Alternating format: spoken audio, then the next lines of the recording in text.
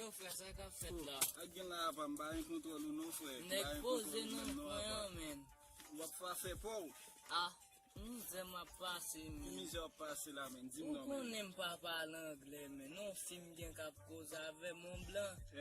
Ma parle avec li di what men. What? Men. Ki sa? What?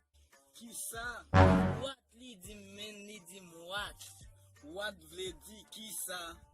Bon pa kon nou repose m question encore frère. Ki sa men? What? What vle di ki sa? Get.